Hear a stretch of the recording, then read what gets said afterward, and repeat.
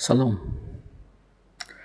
Dalam Kejadian pasal 1, kita melihat bagaimana kisah penciptaan alam semesta. Bagaimana Tuhan Allah menciptakan semua makhluk berdasarkan habitatnya masing-masing. Ikan diciptakan di dalam lautan. Tumbuhan diciptakan dari dalam tanah. Dan burung-burung diciptakan di udara. Begitupun dengan keberadaan manusia dalam habitatnya sebagai makhluk rohani. Harusnya senantiasa terhubung dengan realita Tuhan. Bisa dibayangkan ketika ikan tidak berada di habitatnya, yaitu dalam lautan, akan mengalami kematian. Tumbuhan dicabut dalam tanah akan mengalami kematian. Bahkan burung-burung di udara ketika ditempatkan di dalam air akan mengalami kematian. Begitupun dengan manusia memerlukan Tuhan dalam kehidupan mereka.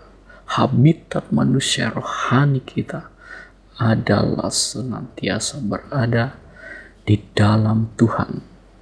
Tanpa Tuhan, tanpa keterhubungan dengan Tuhan, kita akan mengalami kematian secara rohani dan kemudian secara jasmani.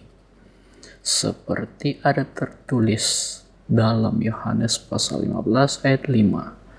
Tuhan Yesus berkata, "Di luar aku, kamu tidak dapat berbuat apa-apa." Jadi kita harus menyadari keberadaan Tuhan dalam kehidupan kita. Bagaimana kita senantiasa memerlukan Tuhan dalam setiap langkah kehidupan kita. Sadarilah ketika kita bernafas kita butuh Tuhan. Ketika kita menghidupkan mata kita butuh Tuhan. Ketika kita berjalan kita butuh Tuhan.